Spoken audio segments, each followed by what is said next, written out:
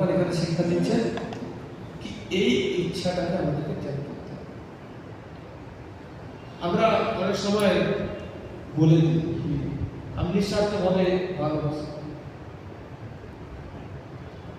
কিন্তু যদি প্রকৃতপক্ষে দেখা যায় নিঃস্বার্থভাবে ভালোবাসা খুবই সূক্ষ্ম। ভগবান বলছেন কি এই জগতে যদি নিঃস্বার্থ প্রেম দেখা যায় তো মায়ের মধ্যে কিছু দেখা যায়, মায়ের মধ্যে দেখা যায়, বাবার মধ্যে দেখা যায়। মা আছেন একমাত্র যিনি তার সন্তানদেরকে নিঃস্বার্থভাবে ভালোবাসেন। এক দুদিন আপনি তো না খেয়ে আছেন, আপনার খাবার আছে,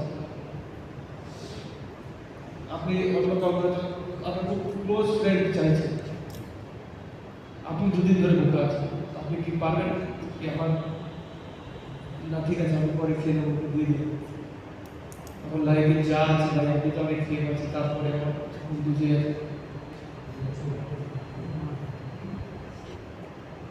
কিন্তু মা কি করেন, যদিও সারাদিন উনি না খেতে হয়, পরে যদি ওনার ছেলে যদি যায় হয়তো উনি না খেয়ে ছেলে দিবে কিছু বিশ্বাস থাকে, ওনার নিজের জন্য কিছু আশা করতে পারে।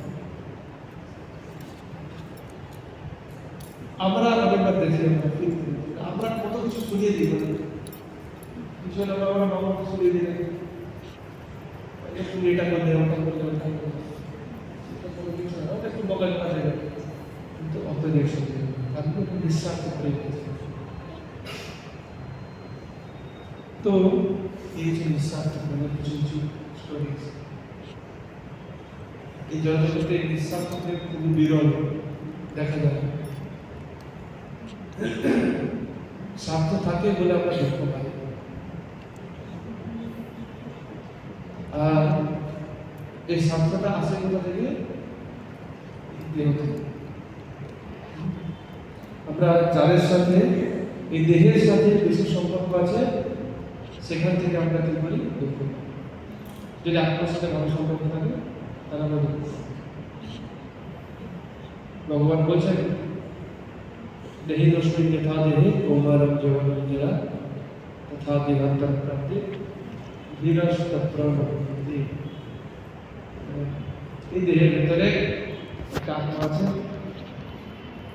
যেটা আমাদের যেরকম শরীর পরিবর্তন হয়, কুমার অবস্থা, শৈশব, কুমার, যৌবন, বার্ধক্য, এরকমভাবে এই আত্মাও একটা শরীর থেকে আত্মার সাথে পরিবর্তন। তো সবসময় ইসলামের সামনে ভুল করবো, বিশ্ব সবসময় দুঃখের স্টোরি সব। এত লোক এত কিছু ভালো ভালো কথা বলে ইসলামের লোক বলে কি করে মরতে হয় সেখানে লিভ আর টাই সবসময় দুঃখের কথা বলে পরীক্ষার সংসার দাওয়া করে সকাল থেকে শুরু করে 7:30 সময় উঠে গেছে সংসার দাওয়া করে সংসার আনন্দ দুঃখালয় অবস্থা ঈশ্বর সবসময় দুঃখ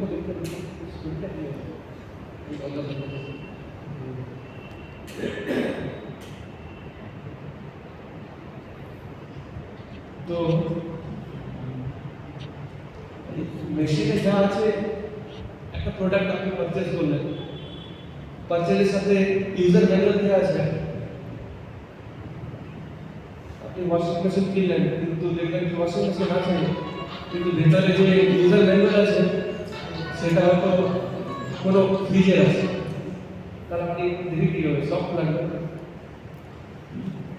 ওয়াশিং মেশিন দিয়ে ফ্রিজের ইউজার ম্যানুয়াল পান তাহলে আপনি দেখে ঠিক লাগবে, প্রবলেম আছে। ভগবান এরকম আমাদেরকে শরীর দিয়েছেন, তার সাথে ইউজার ম্যানুয়ালও পাঠিয়ে দিয়েছে ভগবদ্গীতা, কি কি করতে হবে কি না করতে হবে সেগুলো সব লেখা আছে। আর সেটা যদি আমরা ফলো করি তাহলে আমরা কি হবে আমরা বুঝতে পারি আমরা কি করা উচিত কি করা উচিত। ভগবান এগুলি আমাদেরকে বিস্তারিতভাবে বর্ণনা করেন। আমাদের এই দেহের ভিতরে অনেক ইন্দ্রিয় সমূহ আছে, আমরা জানি ওটা আছে না চোখ কান